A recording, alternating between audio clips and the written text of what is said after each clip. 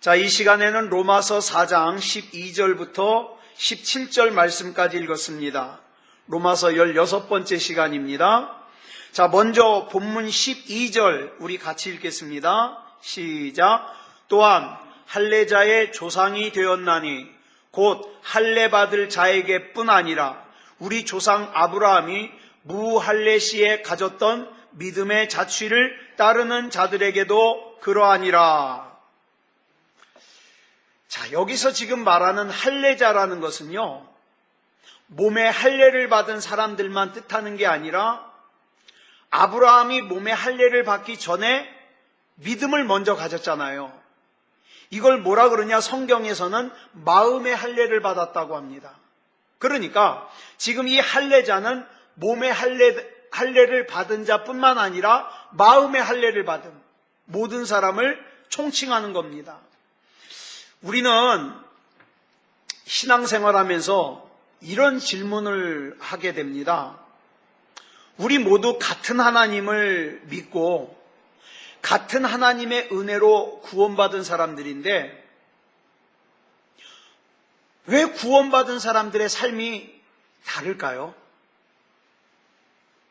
어떤 사람에게는 하나님의 약속이 크게 성취되는가 하면 어떤 사람에게는 비교적 약하게 성취가 되고 또 어떤 사람에게는 하나님의 말씀이 눈에 보일 정도로 강력하게 역사하는가 하면 또 어떤 사람은 주님을 믿는다고 하면서도 매일매일 피곤하고 무기력하고 왜 그럴까요?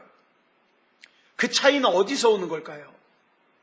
오늘 본문에서 설명해 주고 있습니다. 자, 본문 13절 우리 같이 읽겠습니다. 시작. 아브라함이나 그 후손에게 세상의 상속자가 되리라고 하신 언약은 율법으로 말미암은 것이 아니요 오직 믿음의 의로 말미암은 것이니라. 여기 보니까 세상의 상속자가 되리라고 하신 언약, 이건 뭐냐면 하나님께서 세상을 물려받을 상속자의 권한을 저와 여러분에게 주셨어요. 이 약속에는 뭐가 포함이 되느냐? 세상을 정복하고 차지하라고 하는 약속도 포함이 되고 구하는 것은 주시겠다고 하신 그 약속도 다 포함이 되는 거예요. 여기서 중요한 것이 뭐냐면 언약, 약속입니다. 여러분, 헬라어에는 이 언약을 뜻하는 단어가 두 개가 있습니다. 하나는 스프라기스라고 하는 단어예요. 이 언약은 조건부 약속입니다. 조건부 약속. 예를 들면 아버지가 아들에게 약속을 합니다. 너 이번 시험에 평균 90점 넘으면 내가 컴퓨터 사줄게. 조건부 약속이죠. 이게 스프라기스예요. 그 다음에 두 번째로는 에판겔리아라는 단어가 있어요. 이 단어는 아무 조건 없이 그냥 하는 약속이에요. 우리 부모님들이 돌아가실 때 유언을 하잖아요. 또 유산을 상속하잖아요. 이런 약속은 일종의 에판겔리아입니다. 왜냐하면 너 이렇게 하면 유산 가져. 그게 아니잖아요. 그냥 조건이 없어요. 조건이. 그러면 하나님의 은혜와 인간의 믿음 그리고 조건 없는 약속, 에판겔리아, 어떤 관계가 있을까요? 오늘 굉장히 좀 중요한 거를 우리가 나누려고 합니다. 창세기 12장 1절부터 3절까지 보겠습니다. 시작. 여호와께서 아브라함에게 이르시되 너는 너의 고향과 친척과 아버지의 집을 떠나 내가 내게 보여줄 땅으로 가라. 내가 너로 큰 민족을 이루고 내게 복을 주어 내 이름을 창대하게 하리니 너는 복이 될지라. 너를 축복하는 자에게는 내가 복을 내리고 너를 저주하는 자에게는 내가 저주하리니 땅의 모든 족속이 너로 말미암아 복을 얻을 것이라 하신지라. 이 말씀은 잘 알고 있는 말씀이에요. 근데 이 약속, 하나님이 지금 아브라함에게 하시는 이 약속은 두 가지 약속 중에 조건부 약속이에요. 스프라기스. 내가 너의 고향과 친척과 아버지의 집을 떠나 내가 내게 보여줄 땅으로 가면 이게 조건이에요. 그러면 내가 이 약속을 하겠다는 거예요. 어떤 약속이냐? 내가 너로 큰 민족을 이루게 하겠고 내가 너에게 복을 주어서 내 이름을 창대하게 하리니 너는 복이 될지라. 여기까지가 약속이에요. 그런데 창세기 15장 6절을 보면 이렇게 시작하고 있어요. 아브라함이 여호와를 믿으니. 이것도 보면은 조건부 약속이에요. 아브라함이 하나님의 스프라기스, 즉 조건부 약속 믿었더니, 신뢰했더니, 순종했더니 그 다음 이어지는 말씀이 어떻게 이어집니까? 여호와께서 이가 뭐예요? 하나님의 약속을, 조건부 약속을 신뢰하는 것을, 믿는 것을 뭐로 여기고? 의로 여기시고. 의로. 즉 아브라함이 하나님의 조건부 약속을 믿고 신뢰하고 순종했더니 하나님께서 그것을 의로 여기셨다. 다시 말해서 아브라함이 하나님을 신뢰하는 것을 하나님께서 의로 여기셨다는 거예요. 그리고 나서 9절을 보니까 뭐라 그럽니까? 하나님께서 아브라함에게 재물을 취하래요. 재물을 갖고 오래요. 그러더니 17절을 보니까 그 재물을 갖다가 몸통을 반을 쫙 칼로 쪼개가지고 마주보게 내어두고, 마주보게 두고 그 가운데로 하나님께서 불의 모양으로 지나가세요. 이게 무슨 뜻일까요? 이게 무슨 뜻이냐면 당시 사람들은 서로 약속을 할 때 이렇게 약속을 했어요. 짐승을 둘로 갈라놓고 그 가운데 서가지고 약속을 합니다. 만약에 내가 이 약속을 못 지키면 이 짐승이 둘로 쪼개진 것처럼 내 몸도 쪼개질 거라고. 이렇게 약속을 해요. 그런데 지금 하나님께서 인간들이 하고 있는 이 약속의 방법을 사용해서 뭘 지금 약속하는 거예요? 내가 이 약속을 지키겠다는 거예요. 나도 어떤 경우에라도 이 약속을 안 지키면 너희 인간들이 약속하는 것처럼 나도 쪼개질 거야. 나 반드시 이 약속 지켜. 이렇게 약속하는 거예요. 그리고 나서 이어서 18절에서 말씀하시기를 뭘 약속을 해요? 시작. 애굽 강에서부터 그 큰 강 유브라데까지 내 자손에게 주리니. 이 약속은 조건이 없는 약속이에요. 자, 보세요. 하나님 앞에서 조건이 있는 약속을 내가 신뢰하고 그 약속을 지켰더니 하나님께서 그 약속을 신뢰하는 것을 의로 여기시고 뭐를 해요? 조건 없는 약속을 주시더라는 거예요. 다시 말해서 아브라함이 창세기 12장 1절로 3절에 나오는 조건부 약속, 그 조건부 약속을 신뢰하자 하나님께서 그것을 의로 여기시고 아브라함의 자손에게까지 이르는 하나님의 일방적인 약속 에판겔리아를 주시더라는 거예요. 그러니까 하나님의 은혜와 하나님의 에판겔리아 사이에는 뭐가 있을까요? 하나님을 신뢰하는 믿음이 있어요. 어떤 상황 속에서도 어떤 처지 속에서도 내가 하나님을 신뢰합니다. 내가 하나님을 신뢰합니다. 이 믿음이 존재하는 거예요. 자, 요한복음 3장 16절, 우리 잘 알고 있는 이 요한복음 3장 16절 보겠습니다. 시작. 하나님이 세상을 이처럼 사랑하사 독생자를 주셨으니 이는 그를 믿는 자마다 멸망하지 않고 영생을 얻게 하려 하심이라. 하나님께서 인간으로 하여금 영생을 얻게 하기 위해서 독생자를 주셨어요. 이 약속은요, 스프라기스입니다. 왜 스프라기스냐? 하나님의 독생자인 예수 그리스도를 믿어야만 하는 조건이 충족돼야, 그래야 어떻게 해요? 멸망하지 않고 영생을 얻을 수 있기 때문에. 이건 조건부 약속이에요. 그런데 이 조건부 약속인 하나님의 약속을 믿으면 하나님의 약속을 믿는 나를 하나님께서 의로 여겨주시고, 여러분, 저와 여러분이 하나님 말씀대로 100% 살 수 있어요, 없어요? 여러분은 모르겠지만 저는 없어요. 저는 약해서 이러면 안 되는데 라고 하면서 수없이 많이 저는 넘어져요. 마음으로도 죄짓고요, 생각으로도 죄짓고요, 행동으로도 죄짓고요. 그런데 그게 결코 제가 근본적으로 하나님을 안 믿고 악해서가 아니라 약해서 그런 거예요. 약해서.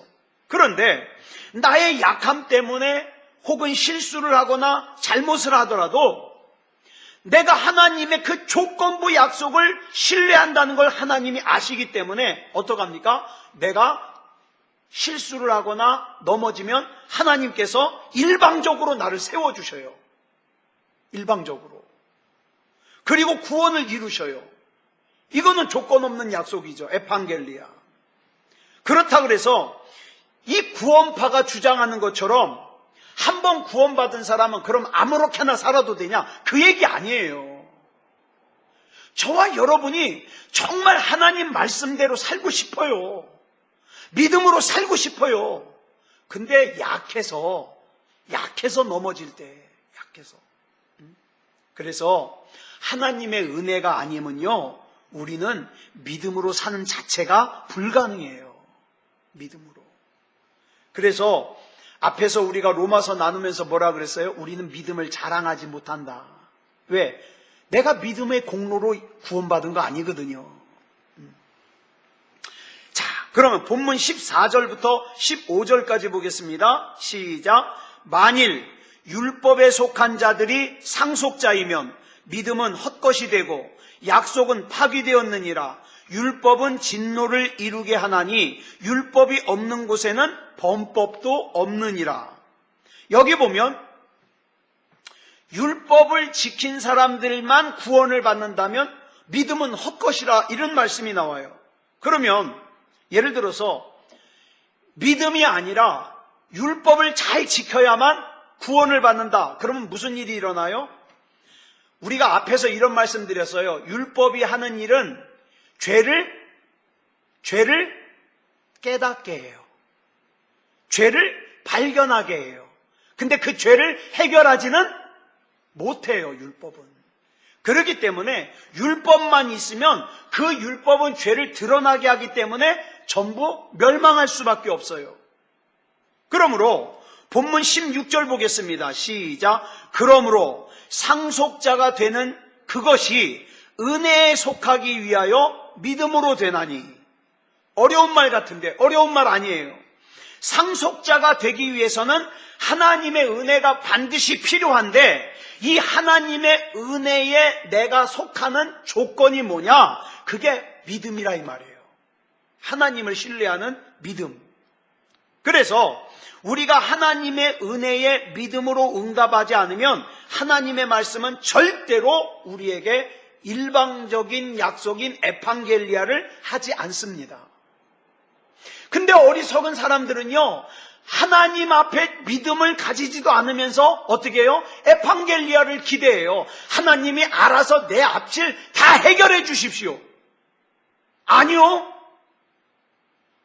조건부 믿음에 대한 스프라기스에 대한 하나님을 신뢰하는 것이 나에게 있어야 하나님이 일방적인 약속도 행하시는 거예요. 그래서 아까 앞에서 말씀드린 왜 똑같은 하나님을 믿고 똑같이 예배를 드리고 그런데도 왜 우리가 받는 은혜가 다르고 받는 능력이 다르냐 이 말이에요. 자, 그 다음 계속 보겠습니다. 시작. 이는 그 약속을 그 모든 후손에게 굳게 하려 하심이라. 율법에 속한 자에게 뿐만 아니라 아브라함의 믿음에 속한 자에게도 그러하니 아브라함은 우리 모든 사람의 조상이라. 자, 하나님께서 아브라함에게 은혜를 베풀어 주시고 그 은혜에 반응하는 아브라함의 믿음을 보시고 하나님의 일방적인 약속인 에판겔리아를 베풀어 주신 이유가 뭐냐? 그 아브라함은 우리에게 모델이에요. 이 아브라함이 율법을 지켜서가 아니라 할례를 몸에 받아서가 아니라 그 이전에 벌써 그 마음의 할례를 받아 그 믿음으로 하나님을 바라봤더니 하나님께서 그 아브라함을 책임지셨잖아요. 그 아브라함이 우리의 모델이 돼가지고 우리 역시 그런 삶을 살게 하기 위해서 아브라함에게 그렇게 베풀어 주신 거예요. 여러분 간혹 보면 아주 과거가 어두운 사람이 있잖아요. 또 과거가 부끄러운 사람이 있어요. 그렇게 어두운 과거를 가지고 부끄러운 과거를 가졌다 하더라도 하나님께서 주신 은혜를 믿으면 하나님의 일방적인 은혜인 에판겔리아의 상속자가 될 수 있다. 왜? 아브라함이 그랬으니까. 아브라함이. 그렇다면 우리도 아브라함처럼 하나님을 믿는데 이상하게 내 삶 가운데서는 아브라함에게 역사하셨던 그런 하나님의 일방적인 역사가 일어나질 않아요. 그럼 뭐가 문제일까요? 하나님의 말씀이 잘못된 걸까요? 아니면 하나님의 일방적인 은혜인 에판겔리아가 잘못된 걸까요? 아니면 내 믿음이 잘못된 걸까요? 가능성이 가장 높은 게 내 믿음이 잘못되기가 쉬워요. 내 믿음이. 나 스스로는 내 믿음이 꽤 괜찮은 믿음이라고 생각했는데 사실은 괜찮은 믿음이 아니에요. 그러면 아브라함은 어떤 믿음을 지녔던 걸까? 우리가 알아야 될 필요가 있잖아요. 본문 17절 보겠습니다. 시작. 기록된 바 내가 너를 많은 민족의 조상으로 세웠다 하심과 같으니 그가 믿은 바 하나님은 죽은 자를 살리시며 없는 것을 있는 것으로 부르시는 이시니라. 이 아브라함은 하나님을 어떻게 믿었냐? 없는 것을 또 죽은 자를 살리시고 없는 것을 있는 것으로 부르시는 하나님으로 믿었다는 거예요. 여러분, 창세기 12장 2절에서 하나님께서 아브라함에게 이렇게 약속하셨죠. 내가 너로 큰 민족을 이루고.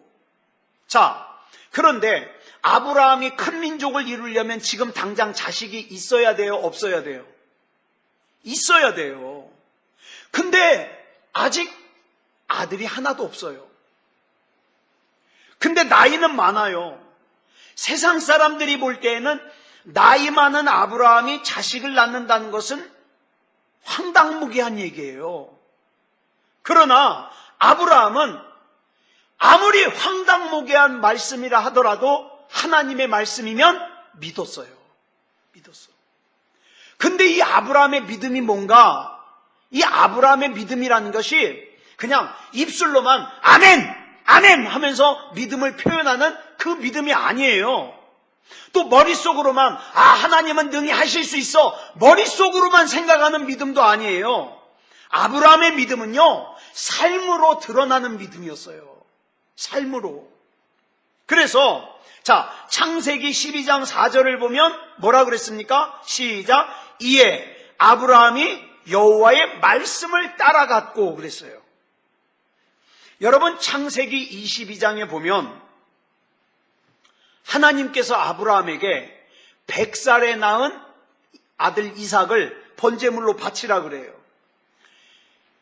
이 당시에 아브라함에게는 아들이 하나밖에 없어요. 이삭 하나밖에 없어요. 가장 귀한 존재예요. 그러나 그 가장 귀한 100살에 낳은 아들 이삭 하나밖에 없는 그 상황 가운데서도 아브라함은 자기의 믿음을 입으로만 표현하지 않았어요. 마음으로만 표현하지 않았어요. 하나님 앞에서 마음에는 원이로되 아들이 이것밖에 없어서 그러지 않았어요. 어떻게 합니까? 여러분, 어떻게 자기 아들을 갖다가 번제물로 바치는 잔인한 아버지가 있을 수 있어요? 이에 대하여 히브리서 11장 17절이 이렇게 기록하고 있어요. 시작. 아브라함은 시험을 받을 때에 믿음으로 이삭을 드렸더니 그는 약속을 받은 자로 돼 그 외아들을 드렸느니라. 약속을 받은 자예요, 아브라함은. 그런데 보세요. 내 자손이 번성하려면 아들이 있어야 되잖아요. 근데 기껏 100살의 아들 하나 낳았는데 그 아들을 하나님이 번제물로 바치래요. 이 아들을 번제물로 바치면 하나님이 나에게 약속하신 그 번성의 약속이 가능해요, 불가능해요? 불가능해요. 그래서 사람들은 이런 부분 앞에서 어떡합니까? 무너집니다. 아무리 하나님이라 그래도 이거 너무하지 않습니까? 이러면서 순종 안 해요. 하나님 뭘 믿으려 그래도 믿을 건덕지라도 주고 믿으라 그래야지. 그 100살에 낳은 아들 하나 달랑 있는 거 그거 번제물로 바치라 그러면 하나님의 약속을 내가 어떻게 믿습니까? 이러고 나온다고요. 그런데 아브라함은 그 아들 이삭을 번제물로 바치라는 하나님의 말씀 앞에서 믿음을 하나님의 약속을 향한 신뢰를 이렇게 생각합니다. 자, 하나님의 말씀대로 이 아들 이삭을 내가 번제물로 바쳐서 이삭이 죽더라도 하나님께서는 이삭을 다시 살려주실 것이요. 만일 그것이 아니라 이삭이 죽는다 하더라도 하나님께서는 다른 방법으로 반드시 하나님의 약속을 이루실 것이다. 믿는 거예요. 이렇게 끝까지 하나님의 약속을 신뢰한 아브라함을 향하여 하나님께서 창세기 22장 16절에서 이렇게 말씀하십니다. 시작. 이르시되 여호와께서 이르시기를 내가 나를 가리켜 맹세하노니 네가 이같이 행하여 네 아들 네 독자도 아끼지 아니하였은즉. 하나님이 아브라함의 그 신뢰에 너무 감동을 해가지고 무엇을 걸고 약속을 했냐? 하나님 자기 이름 걸고 약속했어요. 하나님의 이름을 걸고. 여러분 잘 보세요. 하나님께서 처음에 아브라함을 부르실 때에는 창세기 12장 2절에서 뭐라 그랬습니까? 너는 복이 될지라 그랬어요. 너는. 아브라함 너는. 아브라함에게만 복을 약속하셨어요. 그런데 이 모리아 산에서 이삭을 번제물로 드리는 순종을 하고 난 다음에는 어떻게 바뀌었어요? 창세기 22장 18절을 보니까 시작. 내 씨로 말미암아 천하 만민이 복을 받으리니. 자 보세요. 여기 보니까 아브라함의 씨도 복을 받아요. 그리고 아브라함의 씨로 말미암아 천하 만민도 복을 받아요. 여기서부터 비로소 뭐가 돼요? 복의 근원이 되는 거예요. 저와 여러분이 하나님 앞에 복의 근원이 될 수 있는 믿음을, 하나님을 향한 신뢰를 하나님 앞에 보이고 나서 우리는 이 복의 근원이 되는 것을 기대를 해야 돼요. 그렇죠? 여러분, 우리는 우리 가정에 하나님의 복을 받기를 원합니다. 그리고 내 자녀가 하나님의 복을 받고 살기를 원합니다. 하나님을 진짜로 믿는 사람치고 자기 자녀를 하나님 앞에 맡긴다고 고백하지 않는 사람 없어요. 다 맡긴대요. 다 맡긴대요. 그런데 우리 여기서 이런 질문 한번 해보자고요. 내가 내 자녀를 하나님 앞에 맡기는 것이 실제적인 삶으로 어떻게 드러나는가? 정말 나는 내 자녀를 하나님 앞에 맡기고 있는가? 그게 어떻게 나타나고 있는가? 많은 사람들이요, 말로는 자녀를 하나님 앞에 맡긴다고 하면서 사실은 내 자녀가 소견에 오른 대로 사는 거에 그냥 방치할 때가 많아요. 제가 중학생 때예요. 제가 중학생 때 중등부 부장집사님이 있었어요.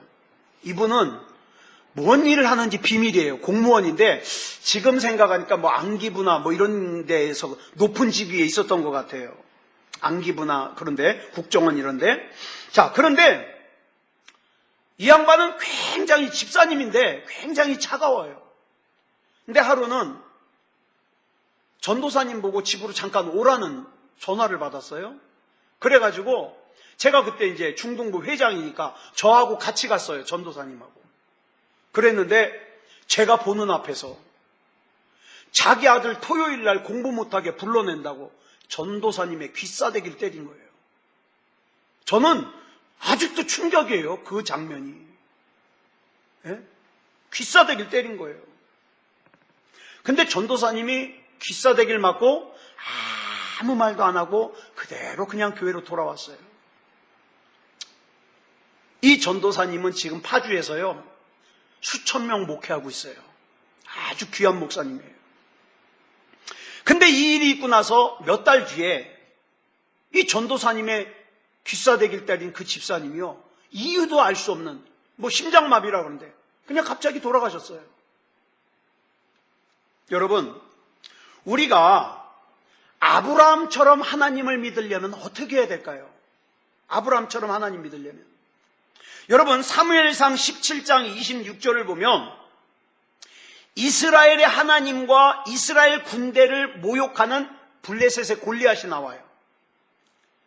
막 골리앗이 하나님과 이스라엘의 군대를 모욕하니까 17살 먹은 다윗이 화딱지가 났어요. 그래서 뭐라고 합니까? 시작. 이 할례받지 않은 블레셋 사람이 누구이기에 살아계시는 하나님의 군대를 모욕하느냐. 저는요, 우리 새소망교회 아들, 딸이 이렇게 울분을 가지기를 저는 기도합니다. 이거 바꿔 말하면 이런 거예요. 나는 하나님의 약속을 믿는 하나님의 자녀인데 하나님을 믿지도 않는 사람이 내가 믿는 하나님과 하나님을 믿는 사람들을 모욕하는 것, 나는 도저히 참을 수가 없다. 나는 내 삶을 통하여 내가 믿는 하나님이 살아계시고 능력 있으시고 역사하시는 하나님이심을 나는 증거하겠다. 이런 아들, 딸을 하나님이 그냥 내비두실까요? 저와 여러분은 모두 하나님의 복을 받기를 원해요. 내 아들이, 내 딸이 성경에 나오는 다니엘처럼, 요셉처럼, 다윗처럼 하나님의 복을 받기를 원합니다. 그러면 성경에 나오는 다니엘처럼, 요셉처럼, 다윗처럼 절대적으로 하나님을 신뢰하면서 하나님 말씀대로 살다가 때로는 문제를 만났을 때 그 문제 앞에서 다니엘처럼 반응하고 또 요셉처럼 반응하고 다윗처럼 반응해야 되는데, 많은 경우에 보면 복은 다니엘의 복, 요셉의 복, 다윗의 복을 받고 싶은데 실제적인 삶에서 결정하고 행동하는 걸 보면 하는 일은 뭐예요? 엘리 제사장의 아들 흠니와 비느하스 같아요. 스게와의 7 아들 같아요. 아하방 같아요. 아니, 이렇게 살면서 어떻게 다니엘이 받았던 복, 요셉이 받았던 복, 다윗이 받았던 복을 기대하겠냐 이 말이죠. 성경에 나오는 위대한 인물들은 하나같이 하나님의 은총에 자기 자신을 맡긴 사람들이에요. 아브라함이 하나님을 믿었고 그의 믿음은 삶의 순종으로 나타났습니다. 이것을 창세기 15장 6절을 보니까 이렇게 기록하고 있어요. 시작. 아브라함이 여호와를 믿으니 여호와께서 이가 뭐냐면 아브라함이 여호와를 믿는 것을 그의 의로 여기시고, 의라는 건 전에 말씀드렸어요. 하나님과의 관계가 회복되는 거예요. 아브라함이 여호와를 믿었더니 아브라함과 하나님과의 관계가 회복이 되더라 이 말이에요. 이 아브라함의 믿음을 야고보서 2장 21절로 22절에 보니까 이렇게 기록하고 있어요. 시작. 우리 조상 아브라함이 그 아들 이삭을 제단에 바칠 때에 행함으로 의롭다 하심을 받은 것이 아니냐. 네가 보거니와 믿음이 그의 행함과 함께 일하고 행함으로 믿음이 온전하게 되었느니라. 여러분, 아브라함이 아들 이삭을 갖다가 제단에 올려놓고 번제물로 드리려고 했어요. 여러분, 만약 아브라함이 이삭을 번제물로 드리려고 하는 척만 했다 그러면 하나님이 그거 알아요, 몰라요? 알죠. 그런데 아브라함은 진짜 아들 이삭을 번제물로 드리려고 했어요. 물론 여러분, 우리의 행함이 전부 아닙니다. 행함이 전부는 아니지만 진짜 믿음에는 반드시 행함이 따라요. 그죠? 중요한 말이에요. 행함이 믿음의 전부는 아니지만 내가 진짜 하나님을 믿으면 행함은 저절로 따라가게 돼 있어요. 누구든지 자신이 가지고 있는 비전이 이것이 하나님께로부터 온 것이라는 걸 믿는다면 그 비전을 위해서 내가 할 수 있는 최선을 다해야 되는 거예요. 최선을. 사람들은 창세기에 나오는 요셉을 꿈꾸는 사람이라고 부릅니다. 그 이유는 창세기 37장 19절에서 그 요셉의 형들이 요셉을 꿈꾸는 자라고 부른 데서 유래된 거예요. 그런데 이 요셉이 막연히 꿈만 꾸는 사람이었다면, 하나님이 잘해 주실 거야, 나는 잘 될 거야, 꿈만 꾸는 사람이었다면 결코 애굽의 총리가 되지 못했을 거예요. 억울한 종살이를 하면서도, 억울한 감옥살이를 하면서도 매일매일의 삶 가운데서 하나님께서 뜻이 있을 거야, 하나님께서 계획이 있으실 거야, 하나님이 헛되게 이렇게 하지 않으실 거야, 하나님을 향한 신뢰를 가지고 하나님을 믿고 나아갔더니 하나님이 역사하시더라. 애굽의 총리를 만들어 주시고 요셉 안에 담겨져 있는 하나님의 뜻과 섭리를 이루시더라. 이렇게 아브라함이 하나님을 추상적으로 믿는 것이 아니라 삶으로 믿었을 때, 행함으로 믿었을 때 하나님께서는 그것을 의로 여기셨어요. 의로. 자, 하나님과의 관계가 회복됨으로써 우리 안에 담겨져 있는 하나님의 섭리가 이루어집니다. 앞으로 저와 여러분이 남은 인생을 살 때 우리 인생 앞에 펼쳐지는 일들은 참 복잡해요. 어쩔 때는 도무지 이해가 안 될 때도 있어요.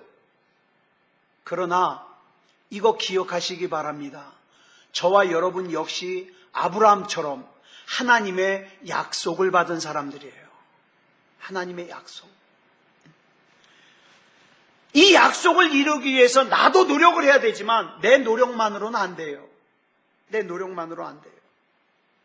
그래서 나도 노력해야 되지만 여기에 하나님의 은혜가 덧입혀졌을 때에 하나님의 약속은 이루어지는 거예요.